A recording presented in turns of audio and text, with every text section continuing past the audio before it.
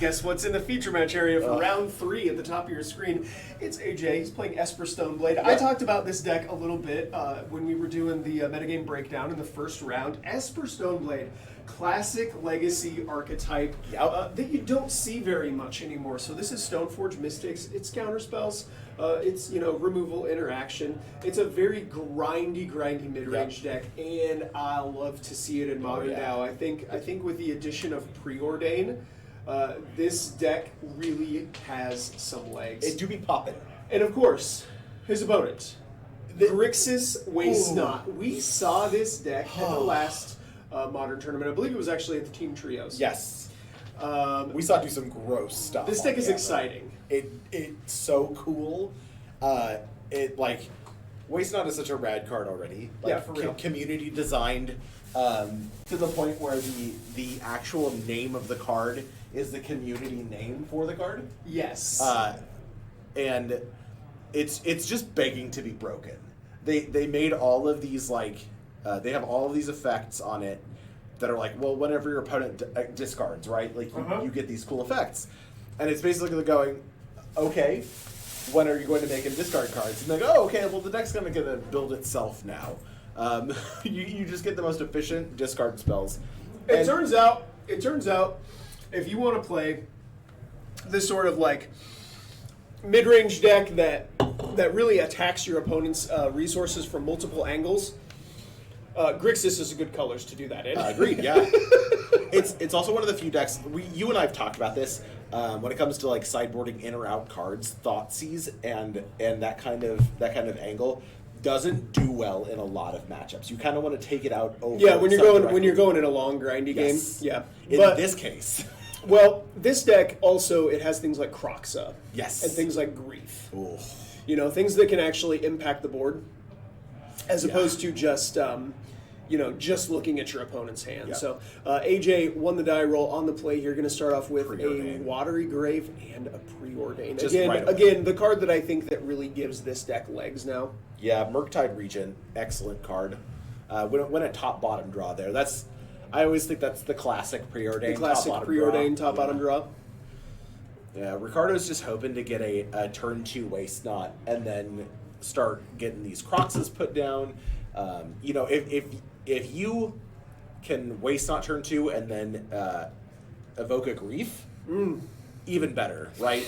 You're going to recoup the card that you lost to Grief in hand. Yeah, plus you get a trigger off of your Waste Not. Exactly. You really get to make some game so the only blue cards in the main deck of this Grixis deck are Drown in the Loch.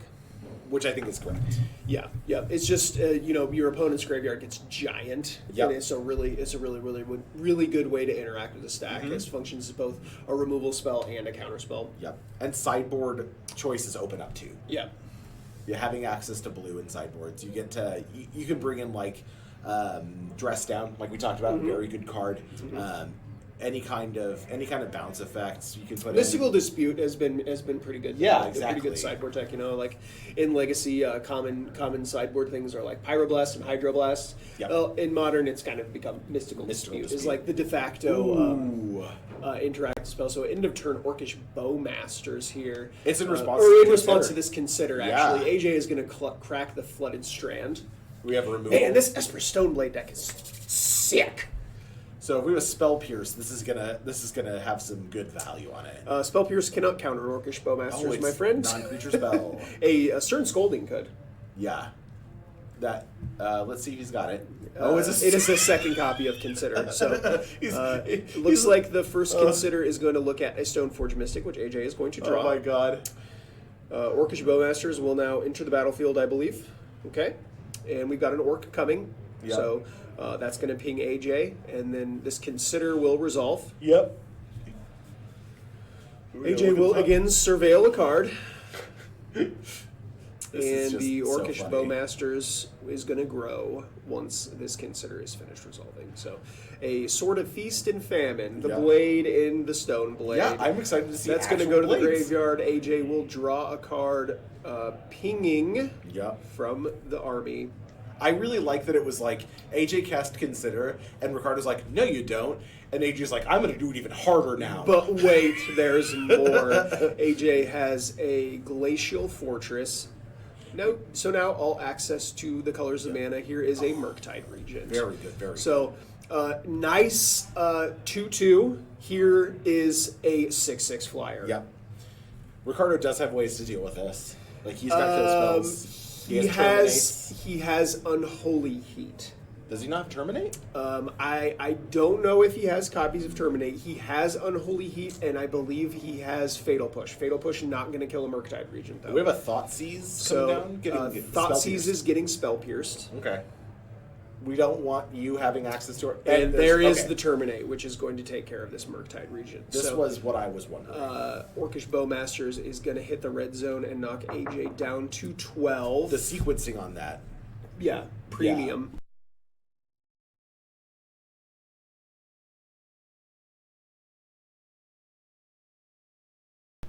Yeah, the sequencing of like thought seizing to pull out any kind of interaction and then terminating. Yeah. I really like that. Yeah, for sure. And we have here's the actual Stoneforge Mystic, probably going to get a Cauldron Complete. Well, we know that yes, it is a Cauldron Complete. He also has a Shadow Spear in his deck, I believe. Yeah. The Sword of Feast and Famine, the Cauldron Complete, and a Shadow Spear. Yeah, he had a sword. A Feast of Sword of Feast and Famine. That's wild, dude. Yep. Seeing an actual factual sword in Modern. Yep. So what is your favorite of the sword cycle? Not specifically for this deck, just in general. What's your favorite of the sword cycle? Okay. Now that we have the entire cycle, which one's your favorite? I'll go first. My favorite is Sword of Hearth and Home. You like that? I love Sword of Hearth and Home. It gets you a land, and then you can flicker the Stoneforge to go find an additional piece of equipment, or you can flicker one of your other creatures to get additional value. I love the flicker from Sword of Hearth and Home. I like War and Peace. Okay. So War and Peace is you deal damage equal to the number of cards in their hand, and then you gain life equal to the number of cards in your hand. I believe that's the one. Yeah. Interesting. I just classic like Boros effect. Yeah, it's very good. Sure. It really speeds up the clock. Well, yeah. Here's a counter spell for this. Let's see, what spell is on the stack that's getting counterspelled? I don't know. I think you just put it directly into the graveyard. All right, makes sense. We need to adjust this camera. I forgot to. So, in the standard environment where New Phyrexia and Mirrodin Besieged was legal, Sword of War and Peace was one of the best ones because you could go turn 1 Birds of Paradise, turn 2 Sword, and then on turn 3 you can equip an attack. And I really like that where you're just getting additional value. In Limited, it's Mill and Bear. That's the Body and Mind. If you're playing in Limited and you have this, Blake is out there adjusting the camera. If you have a sort of Body and Mind equipped in Limited, that just ends the game. You're going to mill them out and make enough blockers with the Wolf token to. We thought seized away that. We got rid of that Cauldron real good. So the spell that was countered was a lightning bolt. Okay.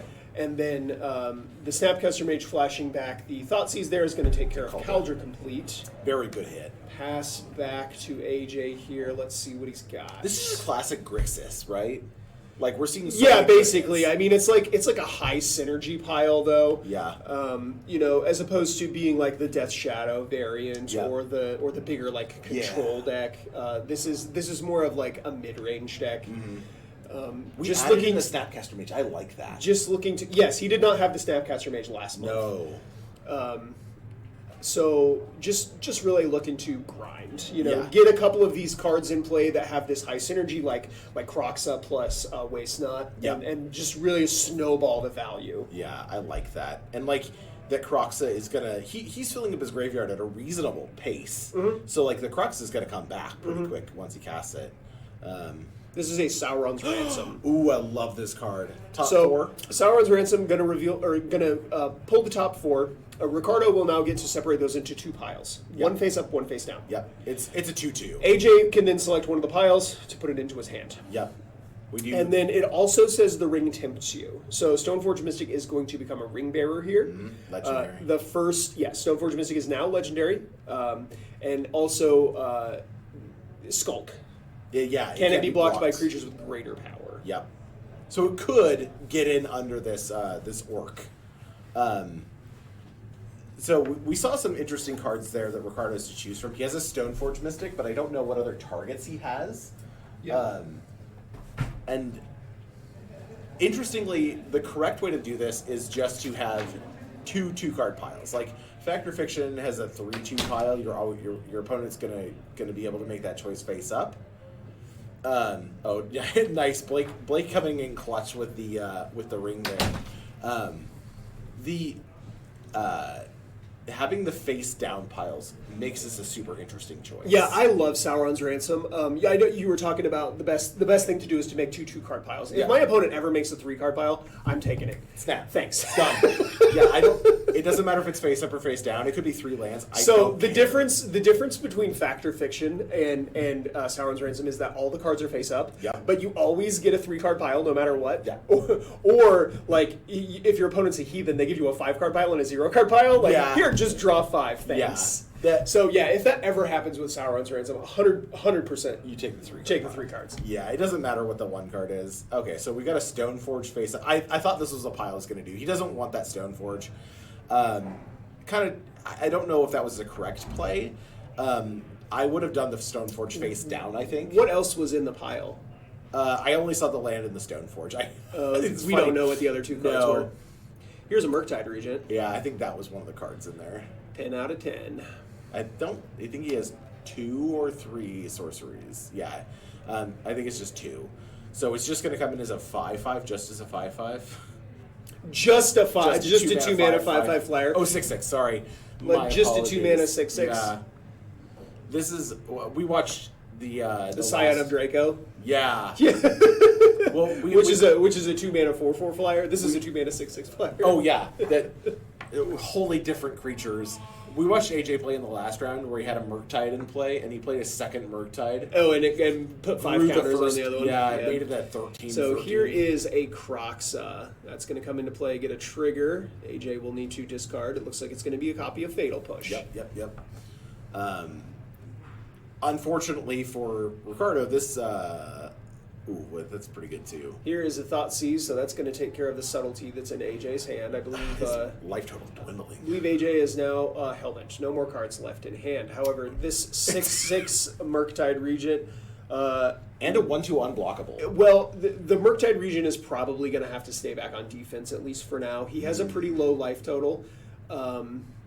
If he opens himself up to an attack plus removal from these, he could put himself in a very compromising position. He is in a position where he can win this race, though. Yes. So if he can leverage an attack with making another blocker or holding back a removal spell, it really depends upon what he drew off the top of his library here. If it's removal or if it's another blocker, I think we are ready to go here. Yeah. Interestingly, if he flashes back this, if he unearths this, if he casts Crocs up from his graveyard, and he doesn't have a card in hand, it immediately domes him for 3. Yes. And takes him to 4. Always something that you have to consider. Yep. And basically forces the block. Yep. But Ricardo looking a little despondent here. Maybe things in his hand just aren't lining up well with this. A Snapcaster for the Terminate and bin would be really nice. Sure. I don't know how many Snapcasters he has.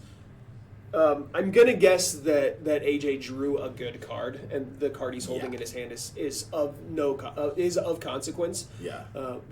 He's got lethal here now with his Murktide. Correct.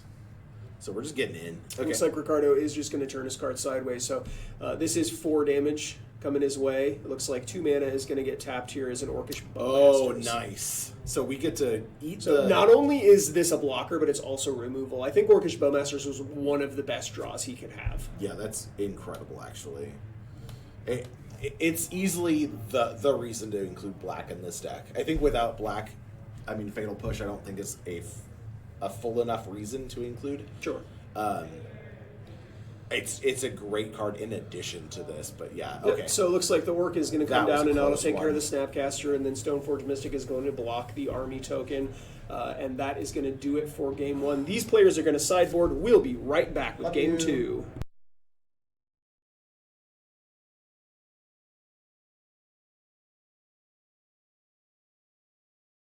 Alrighty, these players are just finishing shuffle up. Let's talk about sideboard. So Ricardo did some pretty light sideboarding.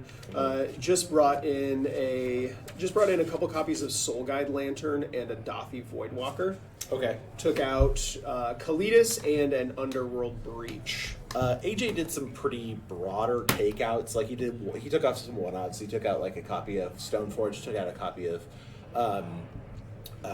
the Sauron's Ransom. Just trimming here. Here and there. So he brought in Sanctifier Envec. That's the 2-mana Juju Pro Black and Red. That seems very good. Yeah, super duper good. A single copy of Sword of Fire and Ice. Okay. And a Celestial Purge. 2 Celestial Purges. Really just has the stuff that you want. Yes. Against a black and red deck. It's what's funny is like this represents all 5 colors across both decks. Yep. You've got the red black on one side. Or no, we're not. It's no green. But yeah, white just has so many answers against Grixis. Okay. Yeah.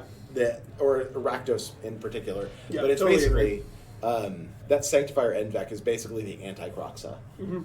It just goes ahead, takes care of everything. We got 2 copies of it. I'm excited for Sophie. Bringing in Sword of Fire and Ice. I would like to see from Ricardo a Orcish Bowmasters and then a Burning Inquiry. Okay. Or a Waste Knot and then a Burning Inquiry. That'd be a sick. That's one of the more powerful things that this deck can do against a deck like this. We didn't see any of that plan in the last game. It was very bog standard Grixis. Nope. Yep. You just played like a medium Grixis game. Very good. I think then in these sideboard games especially, those more explosive starts can really get a lot of W's down the road. Absolutely. You get so much value off of that your opponent's planning for it, and even AJ, when we were talking about there, I wasn't really saying anything, kind of letting him talk, lead the conversation, because, I don't want to give away too much, but I believe he said, I think we're doing some Grixis things. Yes, yeah, I heard him say that. And I was like, I don't know, it gives you that impression. All right, well, it's Grixis stuff, and these players are getting started here. Yeah. So just a couple of lands on the first turn. Looks like AJ is going to sacrifice this Polluted Delta. So a swamp or island coming. Yeah, we like to fix the mana here. Just getting the Triome right Yep. away. Rafine's Tower going to come into play tapped. And Ricardo played the Steam Vents tapped, right? Like, we're still at 20 across the board. Yep. Okay, cool. Well, AJ will be at 19 and correct the fetch land there. Oh, that's true, yeah. We do need to make that quick correction. And then untap and take a draw step here. We're just, typical stuff. Oh, Ricardo did not have a second land. Oh, no. I wonder if he just has a Nutter Butters opener. Ugh. No second land does not look good for Ricardo here as AJ plays a Drowned Catacomb and passes back. to make sure that we get the life total correct. And there is no second land again. Things are not looking good for the Grixis player.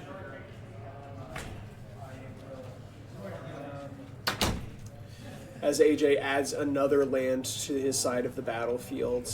Land's important to play Gonna this game. take a second. Looks like he is gonna activate the Flooded Strand here. Ugh, jeez. This is rough. What's Ricardo holding that makes him keep this one land hand here? Probably a Waste Knot and some incredible... Like, if he has a Waste... He would have done the grief already. I guess. I don't know. He would have done the grief already. He would have. The only thing that it could be is removal spells. He's holding unholy. Yeah. He's holding unholy heats, and this Sanctifier Invect is just not good here. So, okay. Looks like a land off the top. Okay, so not entirely out of it yet. Looks like a Polluted Delta, and it's going to get activated right away. What's really nice is having those extra blue cards in the deck sort of provide outs. Sure. So Sanctifier isn't just the end of the game for Ricardo. He could flash in a Snapcaster and eat the Snapcaster's 2/1, right? Yep. Eat the Sanctifier. And it looks like it's going to be a copy of Voice Knot. The new from Woe, the new enchantment. What are they called? Enchantments. Enchanted Tales. Enchanted Tales. Waste Knot here. So now AJ is getting a glimpse behind what is actually going on here. Yeah. We didn't see this card in game one. As we pass back over to AJ, he's going to untap with the Sanctifier Invec. Play another land. Looks like 2 mana for a Prismatic Ending is going to take care of the Waste Not. Sanctifier Invec will hit the red zone. Ricardo's going to go down to 15. We'll head back over to him. He's going to untap and draw a card. And let's see what he's got. Another Waste Not? Good. Perfect. Lands. A land. That's what we need. Here's a Thoughtseize. Okay, so yeah, that's... Thoughtseize is going to get met with Counterspell. Saving him some life. Oh, it just exiles. Yeah, the Sanctifier. Yep, the Sanctifier Invect is not doing much, just ping an AJ for 1. pretty interesting that we chose to do this now, although I suppose he's trying to play around counter magic as much Yeah. as possible, just playing this while his opponent is tapped out. Come on, AJ, get it together. Land back on top, please. Yeah. Or the card back on top. AJ sort of stopped playing lands. He has slowed down, and now he kind of has the critical mass of mana that he needs. Yep, here is 3 mana. That's going to be just a Teferi. Teferi Time Raveler. We're just bouncing that the token. The army token. Yep, looks like the army token is going to go away. AJ will draw another card. You know what you really need for those armies? Some sleeveys. Oh boy. Another copy of Prismatic Ending is going to take care of this Orcish Bowmasters, and Sanctifier will knock Ricardo down to 13. Yeah. As we head back his way, he's going to untap and take a draw step. Ricardo in a rough space because this Teferi is going to turn off all instant speed interaction. Yep, things are not looking good for your hero. Here is a Thoughtseize. Thoughtseize is going to show 2 lands and a Sauron's Ransom. So the Sauron's Ransom is going to go away. Ricardo's going to take 2. Does that Sanctifier exile the black-red stuff under his own too? No. So why did he exile the Sauron's Ransom? Oh, maybe it does. Hang on, it's Interesting. Unholy Heat is going to take care of yeah. this It's Teferi. if it would go to any graveyard, exile Oh, instead. okay, Black cool. or red. Gets Interesting. dead. All right, so Unholy Heat going to take care of the Teferi. I don't know. Ricardo's definitely not out of this yet. AJ has just got lands in hand. Yeah, If Ricardo can figure out how to deal with this Sanctifier Invect or Race, a Snapcaster. I think would we'll be still great. have a Oh game. my Here's a God. second copy of a Sanctifier Invect. Yeah, that is both that he brought in. He did bring in 2 copies. Good. Perfect. But Ricardo's sort of struggling with this. Not his. Is this a burn? I believe this is a burning inquiry. Yeah. I don't know that you want to do that with your opponent having. Yep. Nope. Opponent just has a land in hand. Might not be the best idea to cast this burning inquiry, but here we are. This is the world we live in. Ricardo could just draw sauce off the top, Yep, and that- AJ could just get stuck with nothing but lands. Yeah, he drew a Celestial Purge. I did see the Celestial Purge. So, both players are going to discard 3 cards now. At random. I mean, Ricardo's has tons of cards in hand, right? Even Yeah. after this resolves, he's got 3 cards. That's true. AJ's going to have 1. We'll do a little rolling here. This is for my preferred random methodology. discards. I don't want my opponent to select. Oh, he's just doing the... Truly I random. love that. Doing it quick. AJ's got those chunky dice in his case. I really like those. Jeremiah has those really big D6s that he carries around. I think those are really cool. Yeah, I have the math dice. Yeah, you got them too. So really we should roll here to see what to keep. This would make it easier. Oh, and he gets to keep that one. Oh, we're doing piles. Mm-hmm. Oh, that's funny. Yeah, they're truly randomizing what's happening here. Listen. It'd be funny if AJ pitched all of the cards that he drew. All right, oh, there's a Celestial Purge. the Celestial Purge, was it just 2 lands in Celestial Yeah. Purge? So he has an actual card in his hand now, maybe? It might be a land. Bowmasters, Terminate, and Blood Crypt are going to go away. I don't think that Ricardo has answers for the Sanctifier Index. Other than Snapcaster blocking, there's very little. Sure, he can do. Snapcaster block. Interesting. And the Snapcaster's not going to get any additional value either. Looks like a consider for AJ here. Just going to draw that card. Not sure what it was. good enough to not And toss. Most def. 2 mana here for a Murktide. Wow. That'll end the game real quick. Yep. So this is going to come down to... AJ kind of running away with this game 3 here with the back-to-back copies is of a Sanctifier Infect. nearly fully sauced. Ricardo's stuck on 1 land at the beginning. for 2 or 3 turns. Not really able to... Oh, you got to play the Terminate? not really able to capitalize. So Terminate is going to take care of Murktide Regent. So the Burning Inquiry wasn't all that bad for him. No, it seemed to have left. He still is in a hard spot with his life total. Right, but if he could get something on board to kind of overwhelm AJ, whether that be a Waste Knot into, another Burning Inquiry to make a bunch of zombie tokens or, something like that. An Orcish Bowmaster from AJ here is going to knock Ricardo down to 6.